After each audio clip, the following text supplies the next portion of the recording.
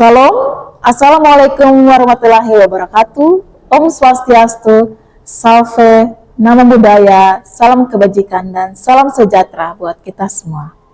Perkenalkan, saya Vario Triani Haning, SSI MSI, dosen tetap pada program studi matematika Fakultas Sains dan Teknik Universitas Nusa Cendana.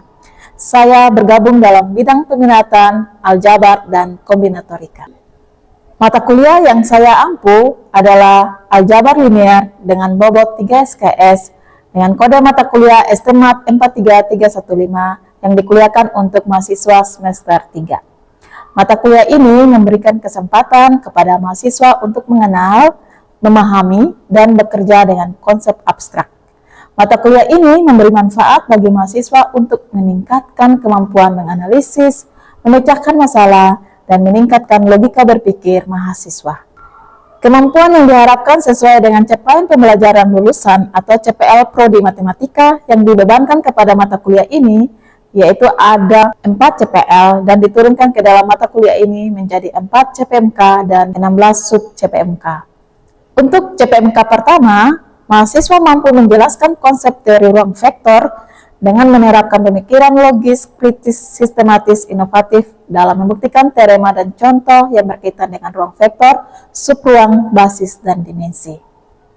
Untuk CPMK kedua, mahasiswa mampu menjelaskan konsep pemetaan linear antar ruang vektor dengan menerapkan pemikiran logis, kritis, sistematis, dan inovatif dalam membuktikan teorema dan contoh yang berkaitan dengan pemetaan linear dan representasi matriks dari pemetaan linear.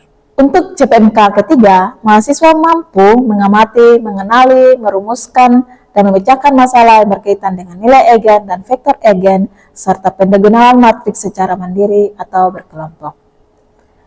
Untuk CPMK keempat, mahasiswa mampu mengabstraksi ruang hasil kali dalam dan proyeksi ortogonal dalam permasalahan matematis.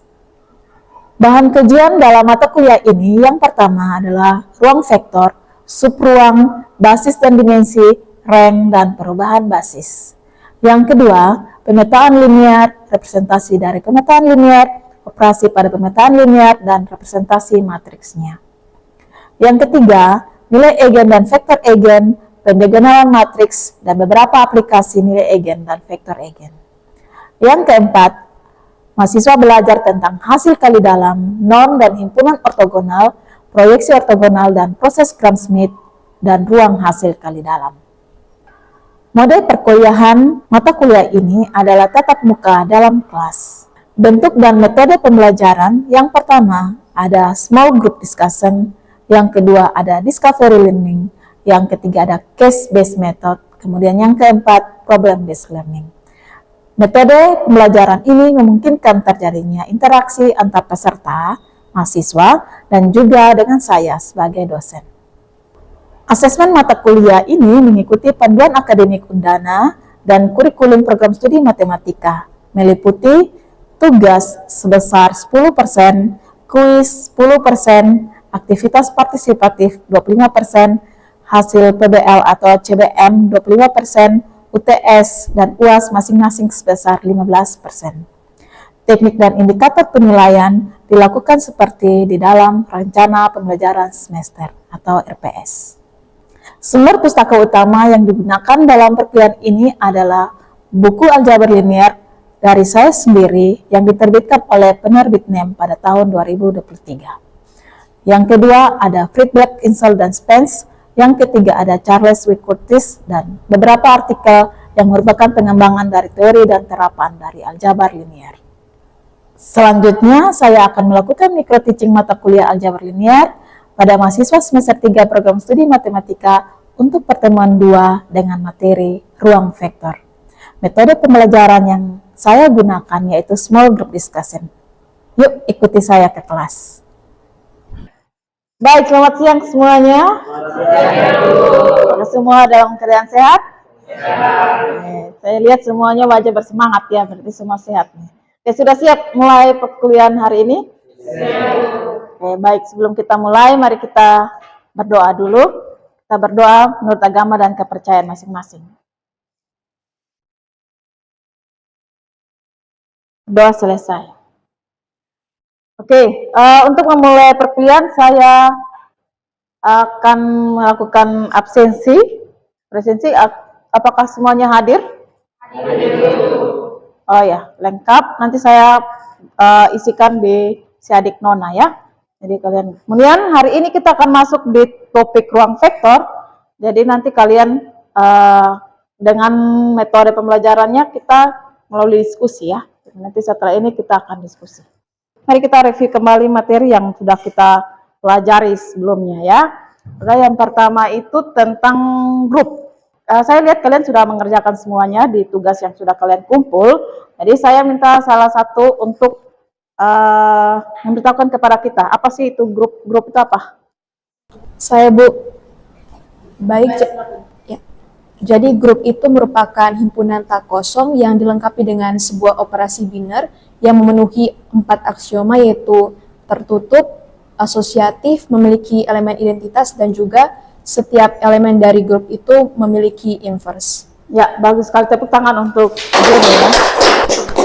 Baik, terima kasih Jenny. Luar biasa ya. Jadi tadi grup itu himpunan yang tak kosong dilengkapi dengan satu operasi biner dan memenuhi 4 aksioma. Oke, yang berikut ring. Oke, baik Ranu silakan. Baik Ibu, saya akan menjelaskan mengenai ring. Jadi ring itu adalah himpunan tak kosong, kita katakan R, yaitu sebuah himpunan tak kosong dengan 2 operasi biner, yaitu operasi penjumlahan dan perkalian, di mana dia merupakan ring apabila yang pertama R terhadap operasi penjumlahan itu adalah merupakan grup abelian, yaitu grup yang memenuhi sifat komutatif. Kemudian R terhadap operasi perkalian itu memenuhi sifat tertutup dan asosiatif. Lalu R terhadap operasi penjumlahan dan perkalian itu memenuhi sifat distributif kiri dan kanan. Terima kasih, Ibu. Baik, bagus sekali ya. Tepuk tangan buat Rano. Baik, kita lanjut ya. Yang berikut itu ideal. Ada yang ingat ideal? Jadi ideal ini dia subring, ya kan? Subring yang ada di dalam ring. Subring yang ada di dalam ring, lalu ada satu elemen diambil dari ring, satu ambil dari subring, dikalikan dari kiri akan sama dengan dikalikan dari kanan. Tadi itu ideal. Kemudian yang berikut itu lapangan. Lapangan ada yang mau menyampaikan? Yofi silakan. Baik, berdasarkan yang saya ketahui tentang lapangan, lapangan itu bisa kita definisikan sebagai suatu himpunan tak kosong yang dapat kita notasikan sebagai F, dan lapangan ini memenuhi aksioma-aksioma yang dimiliki oleh grup dan juga ring. Di sisi lain, lapangan juga suatu himpunan bisa kita katakan sebagai suatu field atau lapangan jika dia memenuhi sifat ring komutatif dengan elemen satuan, dan juga di sisi lain dia pun harus memiliki inverse terhadap perkalian pada setiap elemennya. Itu menurut saya. Baik, benar ya? Betul? Oke, terima kasih Yofi. Tepuk tangan dulu. Baik, jadi kita tadi sudah ingat kembali grup, ring, dan juga lapangan ya. Hari ini sesuai topik yang kita akan pelajari, kita akan belajar tentang, ini yang tadi kalian sudah sampaikan, saya lewati. Kita akan belajar tentang definisi dari ruang vektor, kemudian kita akan belajar perbedaan definisi dari grup, ring, dan juga ruang vektor. Kemudian kita akan membuktikan beberapa teorema tentang sifat-sifat di ruang vektor. Dan yang terakhir, saya harap kalian mampu membuat suatu contoh dari ruang vektor yang sudah kalian ketahui. Oke, yang berikut kita seperti penyampaian tadi bahwa kita akan masuk dalam diskusi kelompok. Jadi satu kelompok terdiri dari 5 sampai 6 orang ya. Silakan pilih, mungkin pembagiannya langsung berdasarkan tempat duduk. 5 orang di sana, 5 orang di sini, kemudian 5 orang yang di tengah. Ya, nanti pembagian kelompok, pilih satu menjadi ketua, satu menjadi notulen. Kemudian tiap anggota akan menjawab pertanyaan diskusi yang akan saya sampaikan. Nanti di akhir kalian akan presentasi. Ini pertanyaan diskusinya ada 3. Jadi kalian silakan bergabung dengan teman kelompoknya untuk diskusi.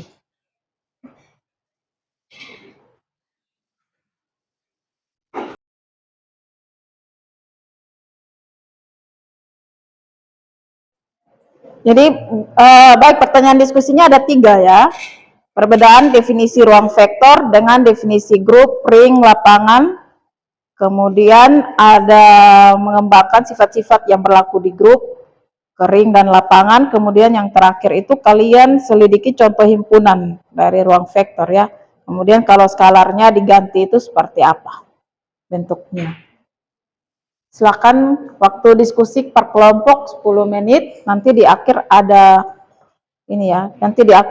penilaian antar teman kelompok, jadi saya harapkan kalian saling bisa aktif dalam kelompok.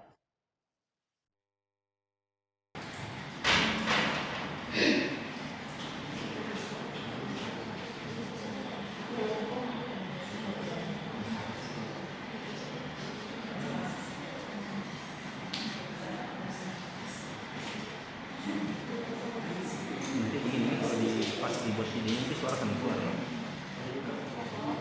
Pas tidak keluar hanya kayak gambar Pak menunjukkan kita lagi dan masuk sebelum ini.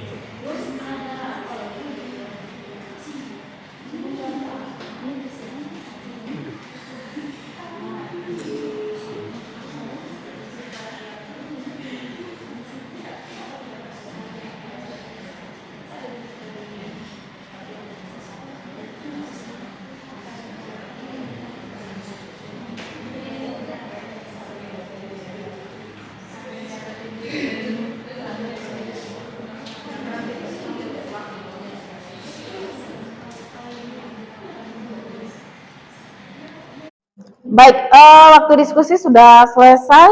Saya kira semua kelompok juga sudah mendapatkan hasil diskusi dari 3 pertanyaan diskusi ini. Jadi kita akan mulai presentasi ya. Bagaimana? Sudah siap? Oke, kita akan presentasi yang identifikasi perbedaan struktur aljabar dengan ruang vektor. Kelompok pertama, ini yang paling kanan, silakan. Baik, saya akan menjelaskan tentang definisi ruang vektor. Pertanyaannya, bagaimana perbedaan definisi ruang vektor dengan definisi grup, ring, lapangan, dan ideal ditinjau dari operasi biner dan aksioma yang harus dipenuhi. Jika ditinjau dari operasi biner dan aksioma yang harus dipenuhi, maka perbedaan definisi ruang vektor dengan definisi grup, ring, lapangan, dan ideal itu adalah ruang vektor itu dia melibatkan 2 jenis operasi. Yang pertama itu penjumlahan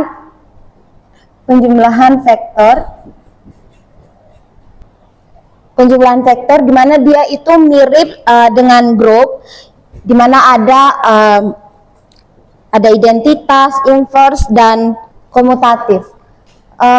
Kedua, ada perkalian skalar, yaitu mengalihkan angka dan lapangan, seperti bilangan real dengan vektor. Nah, sedangkan grup itu hanya mempunyai 1 operasi, yaitu penjumlahan biasa. Kedua, ring dan lapangan itu mempunyai 2 operasi, yaitu penjumlahan dan perkalian, tapi semua operasinya itu dilakukan di dalam 1 himpunan. Yang ketiga ada ideal, adalah dia itu bagian dari ring yang punya sifat khusus saat dikalikan dengan elemen dari ring itu sendiri.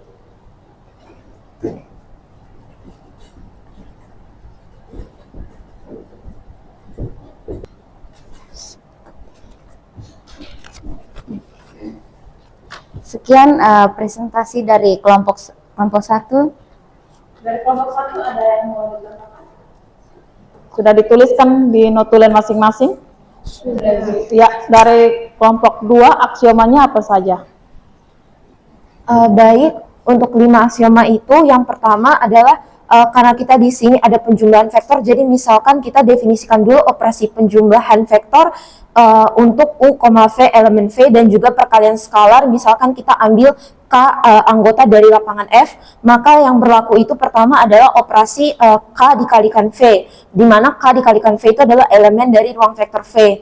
Lalu yang kedua itu ada operasi K dikali U tambah V itu sama dengan KU ditambah KV.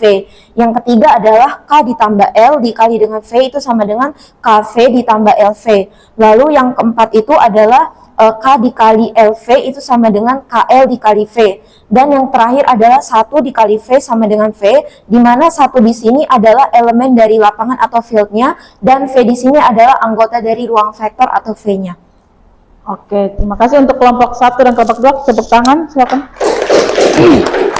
Bagus sekali ya. Jadi kalian sudah cukup paham ya perbedaan antara grup, ring, lapangan, dan ruang vektor. Jadi perbedaannya, ruang vektor itu diambil skalar dari lapangan. Kalau grup, ring, dan lapangan itu perkaliannya atau penjumlahannya hanya di dalam himpunan tersebut.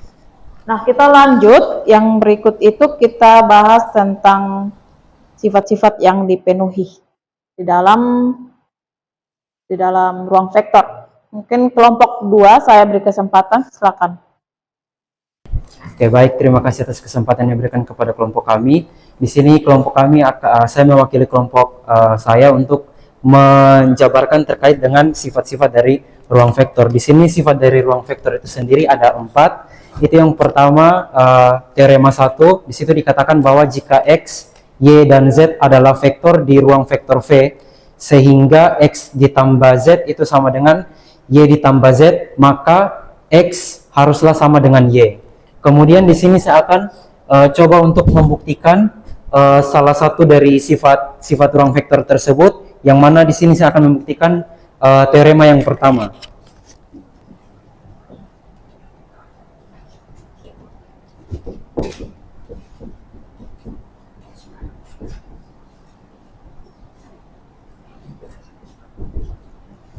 Baik, jadi untuk pembuktiannya ini kita mulai dengan di situ diketahui bahwa X ditambah Z itu sama dengan Y ditambah Z. Kemudian di sini kita akan dibuktikan bahwa X-nya itu haruslah sama dengan si Y ini. Jadi di sini kita bisa perhatikan bahwa karena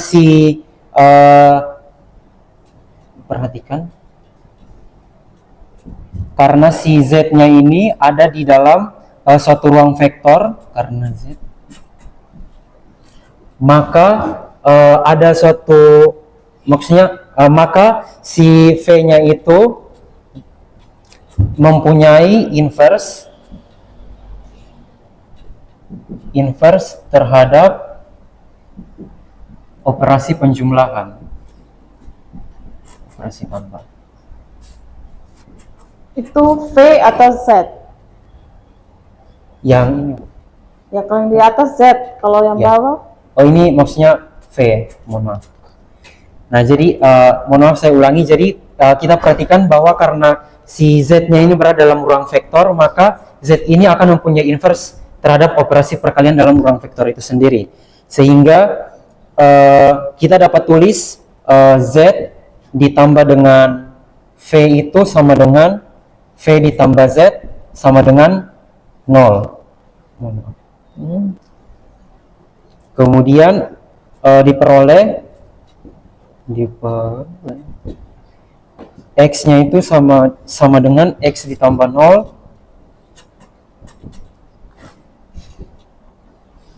ini Z ditambah.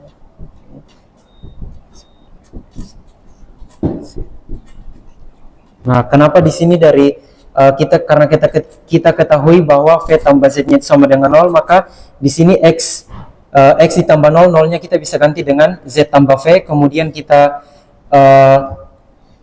di sini. Kemudian kita bisa pisahkan menjadi X ditambah Z, kemudian ditambah dengan ini si V, sehingga oleh karena itu karena sebelumnya diketahui bahwa X ditambah Z sama dengan Y ditambah Z, maka nilai dari X-nya itu sama dengan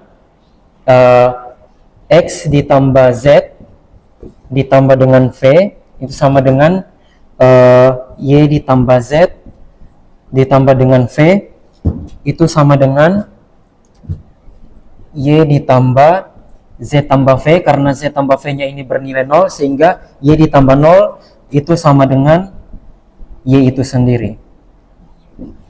Sehingga terbukti bahwa jika X, Y, dan Z adalah vektor di ruang vektor V, sehingga X plus Y sama dengan Y plus X, Y plus Z, maka Y-nya itu haruslah sama dengan si Y itu. Mungkin itu saja dari kelompok kami, terima kasih. Yang lain sudah paham? Oke. Silakan. Bagus ya pembuktiannya, tapi masih ada missing sesuatu. Kenapa tiba-tiba muncul V di situ? Ada yang mau menanggapi?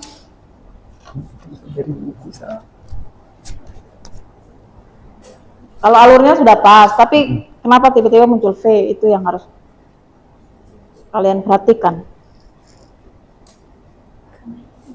Jadi V ini posisi V ini apa? V ini apa? V adalah inverse dari Z itu sendiri. Ya, katakanlah V adalah inverse dari Z ya. Sehingga Z tambah V sama dengan V tambah Z itu sama dengan 0. Yang jelas di sini memang dikatakan inverse. V adalah inverse dari Z. Kalau secara umum kita tahu bahwa V adalah ini, tapi mungkin diperjelas ya supaya jangan rancu tiba-tiba muncul V. Jadi penulisan bukti itu harus sistematis. Baik, tadi diskusi yang sangat menarik. Sekarang kita masuk ke yang paling terakhir, yaitu kuis. Nih, kalian semua punya HP ya? Jadi silakan akses kuisnya di LMS, masukkan passwordnya untuk bisa akses masuk ke situ di @link. Oke, waktu kuis hanya 10 menit.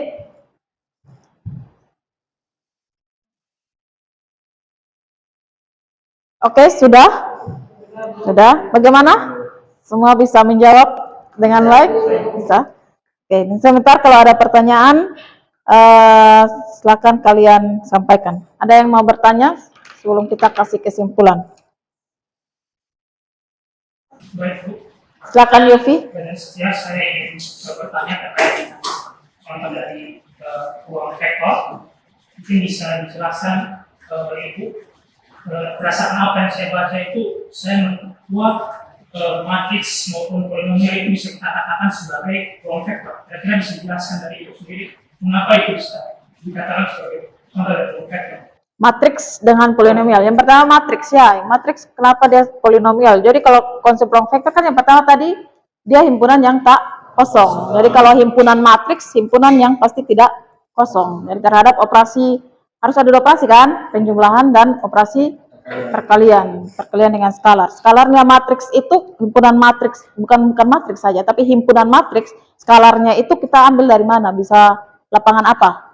Lapangan bilangan real atau lapangan bilangan kompleks. Jadi kalau kita ambil lalu kita buktikan apakah setelah dioperasikan menggunakan perkalian penjumlahan dengan penjumlahan matriks dan juga dengan perkalian dengan skalar, hasilnya memenuhi aksioma-aksioma di ruang vektor, maka dia disebut ruang vektor.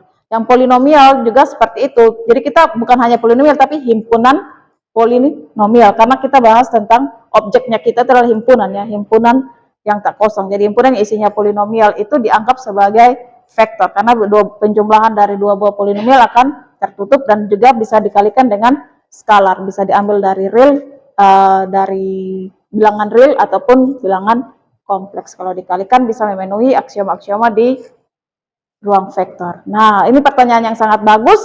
Ini akan dijadikan tugas. Ya, yang pertama tadi kalian buktikan bahwa himpunan matriks merupakan ruang vektor. Yang kedua kalian buktikan bahwa himpunan polinomial merupakan ruang vektor. Nanti kita akan bahas lebih lanjut di pertemuan berikut dengan topik lanjutannya itu adalah subruang. Mungkin di akhir dari pertemuan ini saya minta dua orang untuk memberikan kesimpulan atas materi yang sudah kita pelajari dari tadi. Silakan. Silakan Sania. Baik, terima kasih atas kesempatan yang sudah diberikan. Jadi kesimpulan yang bisa saya sampaikan yaitu ruang vektor ini merupakan perluasan dari struktur aljabar seperti grup, ring, dan lapangan. Nah, tidak seperti struktur aljabar lainnya yang hanya melibatkan operasi antara elemen dalam himpunan. Ruang vektor ini ada operasi penjumlahan antar elemen dan juga perkalian skalar yang berasal dari luar himpunan tersebut. Nah, setiap ruang vektor harus memenuhi aksioma-aksioma. Dengan demikian, ruang vektor ini menunjukkan struktur yang lebih kompleks dan juga fleksibel. Mungkin itu dari saya. Oke, terima kasih. Tepuk tangan dulu untuk Tania. Yang kedua siapa lagi? Silakan Frans. Baik, terima kasih atas waktu yang saya peroleh. Saya ingin melanjutkan dari teman Sania, ingin menjelaskan bahwa tadi sudah dijelaskan ada beberapa sifat daripada ruang vektor itu sendiri, di mana yang pertama adalah hukum konstelasi, yang kedua elemen identitas tunggal, yang ketiga setiap ruang vektor itu adalah memiliki inverse, di mana inverse-nya adalah tunggal, yang berikut setiap skalar 0 dikalikan dengan suatu vektor x menghasilkan hasilnya adalah vektor 0. Yang berikut negatif skalar dikalikan dengan vektor dapat ditulis menjadi skalar positif dikalikan dengan negatif vektor. Yang terakhir skalar a dikalikan dengan vektor 0 menghasilkan adalah vektor 0 itu vektor 0. Oke, baik Terima sekali. kasih. Terima kasih Frans. Tepuk tangan dulu untuk Frans. Oke, terima kasih untuk hari ini. Ada lagi yang mau bertanya? Oke. Tadi sudah ada yang memberikan kesimpulan, untuk itu kita cukup untuk hari ini. Mari kita akhiri dengan doa. Berdoa sesuai dengan agama dan kepercayaan masing-masing. Kita berdoa. Berdoa selesai. Oke, sampai jumpa lagi.